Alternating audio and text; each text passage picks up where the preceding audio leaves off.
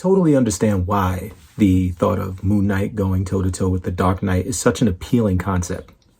I get it. We can think about it and we can speculate and come up with our own versions of the fight. Who wins? Who's left bleeding in the shadows? But we want an official answer, damn it. We need an official answer. So yeah, I get that part. But what I don't get is the people that think they need a movie. Marvel versus DC, Marvel versus Star Wars, Image versus Boom. You do not need that. Why? All right, here we go. Would the movie be successful? Absolutely. Too many people are asking for it. Everyone will go see it. It will break the box office. But let's say people actually manage to convince Marvel and DC to go ahead and make this like crossover movie. How does that even work? Number one, there's no way Marvel lets their characters lose. Number two, there's no way DC lets their characters lose.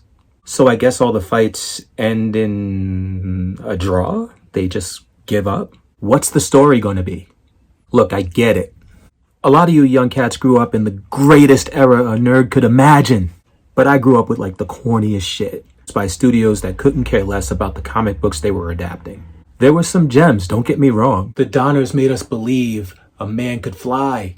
Tim Burton gave us a truly beautiful and darkly inspired Batman. I got to see Wolverine go fucking berserk. Yo, Blade. But man, we had some goofy movies in my time. They were made for kids, and they really just wanted to milk that cash cow. Now we're begging to go back to that shit. That's what it's going to be. There is no story that could be written that would make any sense of Batman and Spider-Man sharing the screen. No world where the Force doesn't dominate every superhero and supervillain. Wait, does the Force even work in the Marvel Universe? Like, is there a Force? I mean, would Darth Vader just look like Loki trying to use magic in the TVA? I mean, who really knows?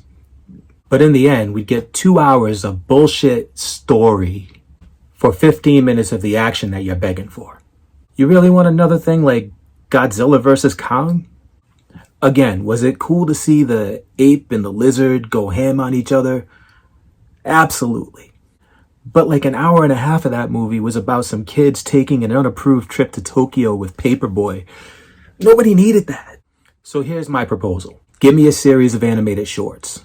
I don't need you to give me some trash story about how or why it's happening. Just start with Moon Knight dropping out of the sky, kicking Batman in the face. Boom! Fight starts.